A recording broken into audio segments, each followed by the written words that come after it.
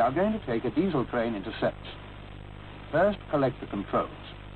The brake handle, the reversing lever, the door keys, and the control circuit switch key. These are kept in the satchel when not in use. The satchels are stored in their proper place in the depot and issued to drivers when required.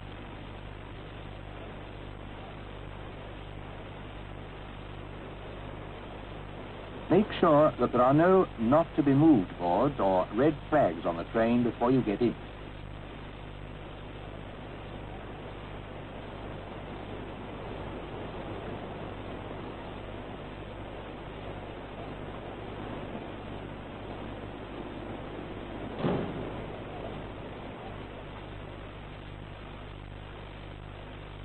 First, remove the detonator canister from behind the driving seat and check that the seal round the top is intact. The red flag is also in the canister. Now check that the handbrake is full on and the ratchet down.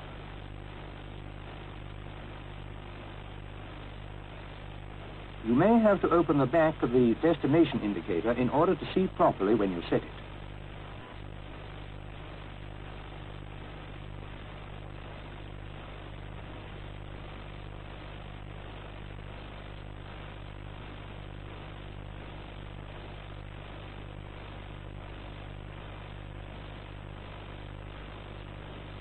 Insert the control circuit key and turn it on. At the same time, switch on the lights for the two indicators. If there is less than 75 pounds of air in the control system, or if the engines are cold, you should start them from outside.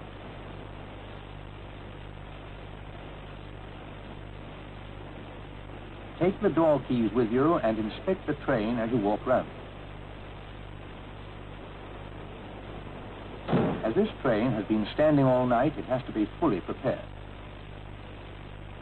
On arriving at the first engine, check the fuel level in the tanks.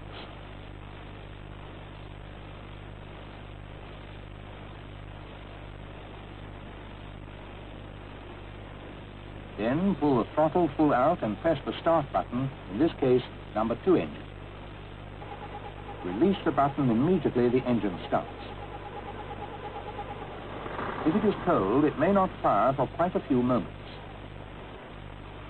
When it does fire, ease the throttle in and out gently, but do not race the engine. As the engine runs, it is also building up air pressure for the control system because it is driving the air compressor. The throttle must be held open until the engine will run at idling speed. Release it gently and see if the engine does continue to run.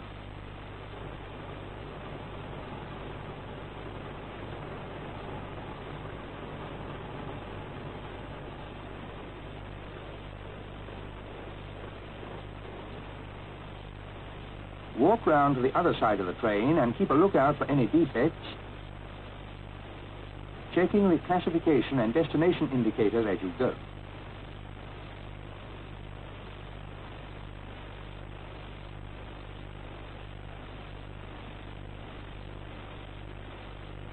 Start the second engine in the same way as the first. It should only be necessary to use the hand throttle to overcome the coldness of the engine and don't race it.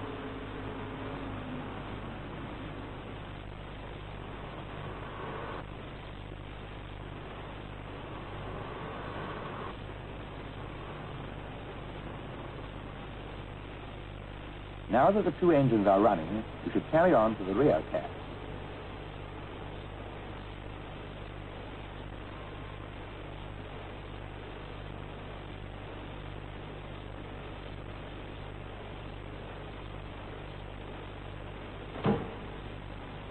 Check the detonator canister. There should be one in each cab. You must remember to release the rear handbrake, because a great deal of damage will be done to wheel tires if these trains are driven with a handbrake on.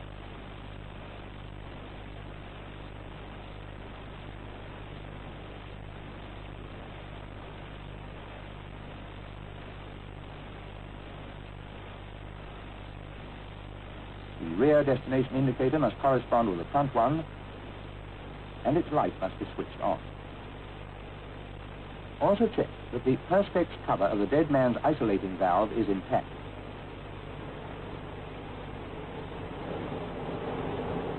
Those engines must now be stopped. On some cars, until the reversing lever is in place and a direction of travel selected, the engines can only be stopped from the outside. There is a carriage heater fuel tank gauge on some trains which must be checked as you pass.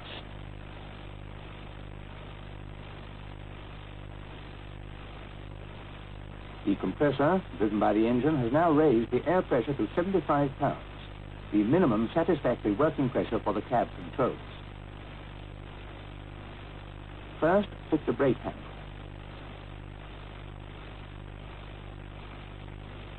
The reversing lever controls the position of the dogs in the final drives. As you selected forward direction, a piston pushed the dogs into mesh in number 1 final drive, like this. In number 2 drive, the dogs moved over, but did not mesh as the teeth were not opposite each other. That is why the air light has not come on. It will only light when both drives are in mesh and the air pressure is at least 75 pounds. As soon as the engine starts, the oil drag will turn the dogs sufficiently to mesh. Now depress the throttle to engage the dead man's device. Move the throttle to notch 2. This causes the throttle motor to open the fuel rack a little.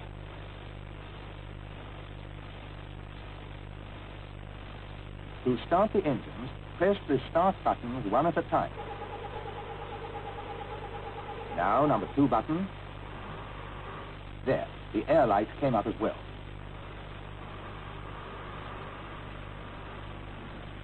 Now return the throttle to the idling position.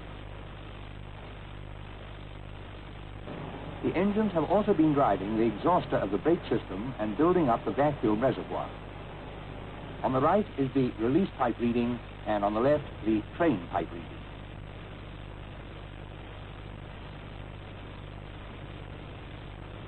Next, test the brake and deadman systems. Release the brake until 21 inches is registered on the train pipe.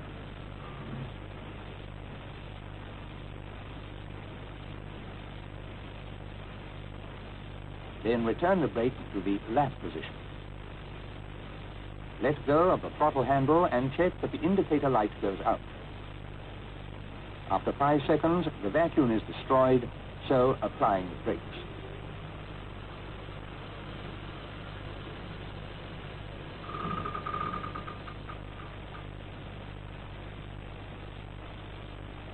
Now release the handbrake.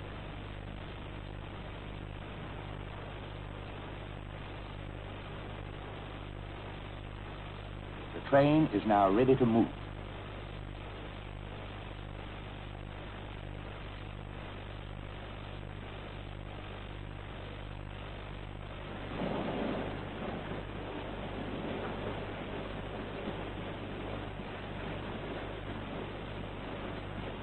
While awaiting the guard signal, release the brake a little until about 15 inches is registered. That is sufficient to hold the train.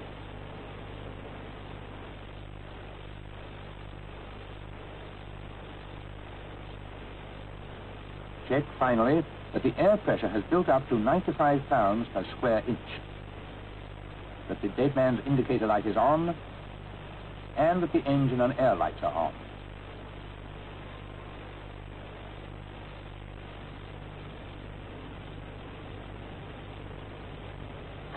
On receiving the 2 buzzes, select first gear and then release the brakes altogether.